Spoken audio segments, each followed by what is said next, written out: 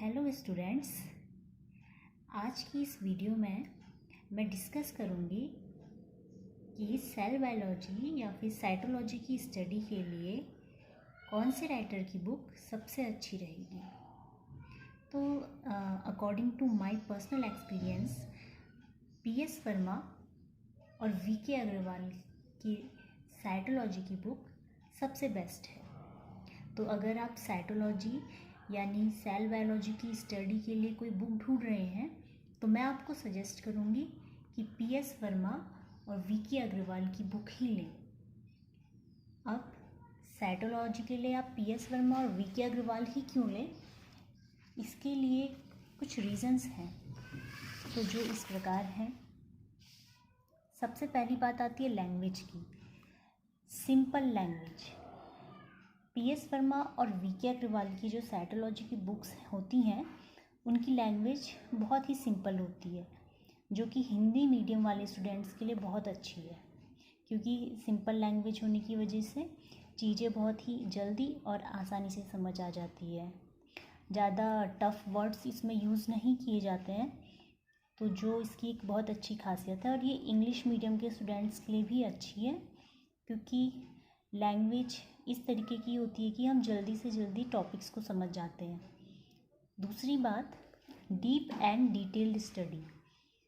जो पीएस वर्मा और वीके अग्रवाल की बुक्स होती हैं उनमें आप किसी भी टॉपिक को उठा के देख लीजिए तो उसकी डीप और डिटेल्ड उसकी जानकारी दी हुई होती है। तो ये हमें टॉपिक को अच्छे से समझने में हेल्प करता है। और हाँ, अगर हम किसी कॉम्पिटिटिव एग्ज़ाम की तैयारी कर रहे हैं या कॉम्पिटिटिव एग्ज़ाम देने की सोच रहे हैं तो इस बुक से पढ़ा हुआ कोई भी टॉपिक हमें उसमें भी हेल्प करता है। तीसरी बात आती है डायग्राम। इसमें बहुत ही सूटेबल और प्रॉपर डायग्राम दिए होते हैं। हर टॉपिक के डायग्राम उसकी हेडिंग और सब हेडिंग के अकॉर्डिंग दिए रहते हैं, तो जो कि विद लेवल डायग्राम जो है वो हमें हेल्प करते हैं उस टॉपिक को अच्छे से समझने के लिए। चौथी और लास्ट चीज़ है स्टेप बाय स्टेप डिस्क्रिप्शन। इनकी जो बुक्स होती है उसमें किसी भी टॉपिक का जो डिस्क्रिप्शन होता है यानी कि जो विवरण होता है वो बहुत ही स्टेप बाय स्टेप दिया होता है। यानी कि किसी टॉपिक को अगर हम ले लें, जैसे माइटोकॉन्ड्रिया है, अगर हमें माइटोकॉन्ड्रिया पढ़ना है इस बुक से तो हम जब पढ़ते हैं तो हम देखेंगे कि उस माइटोकॉन्ड्रिया का जो विवरण है वो स्टेप बाय स्टेप दिया होगा। जैसे पहले उसकी हिस्ट्री क्या थी, किसने उसको डिस्कवर किया, उसका तब जब उसकी पहली बार डिस्कवरी हुई तो उसका क्या नाम था, फिर किसने उसको माइटोकॉन्ड्रिया नाम दिया, इस तरीके से। फिर उसके बाद उसका लोकलाइजेशन क्या होता है, दूसरा टॉपिक ये हो गया, दूसरी हेडिंग ये हो गई। तीसरा, उसका स्ट्रक्चर क्या है। तो ऐसे किसी भी टॉपिक को इनकी बुक्स में स्टेप बाय स्टेप पढ़ाया जाता है, तो जो हमें टॉपिक को समझने में बहुत ज़्यादा फ़ायदेमंद होता है। जैसे मेरे पास एक ओल्ड बुक है साइटोलॉजी की, पीएस वर्मा और वीके अग्रवाल की।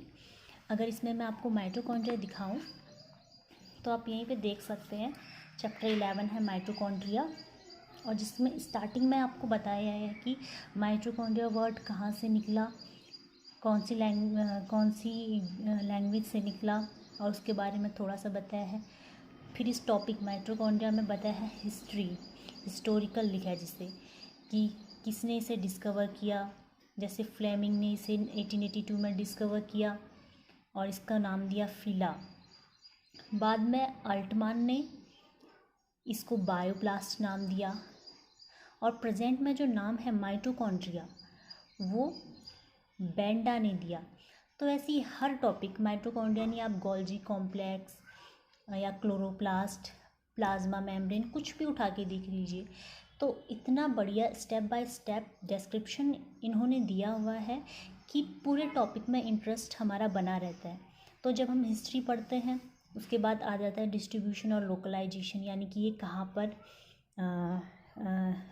कहाँ पे प्रेजेंट होते हैं ये, तो वो दिया हुआ है।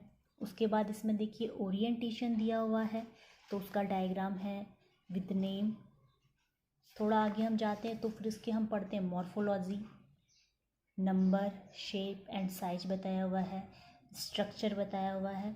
तो ऐसे ही हर टॉपिक को इतना बेहतरीन तरीके से सिंपल लैंग्वेज में डीप और detailed with diagram and step by step description, तो ये PS वर्मा और VK अग्रवाल की बुक में बहुत ही अच्छे से दिया है। तो मैं आपको सजेस्ट करूँगी कि आप साइटोलॉजी अगर पढ़ रहे हैं तो आप PS वर्मा और VK अग्रवाल की ही बुक लें, भले ही आप लाइब्रेरी से ले रहे हो या फिर मार्केट से ले रहे हो।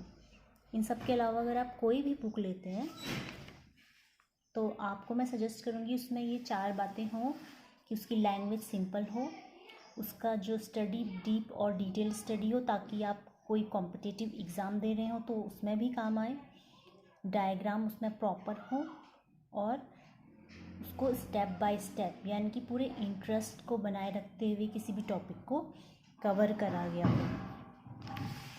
तो आई होप ये वीडियो आपको हेल्प करेगा कि आपको साइटोलॉजी की स्टडी के लिए कौन सी बुक लेनी है, और या आपको कोई भी बुक लेनी है तो उसमें आपको किन चीज़ों का ध्यान रखना है।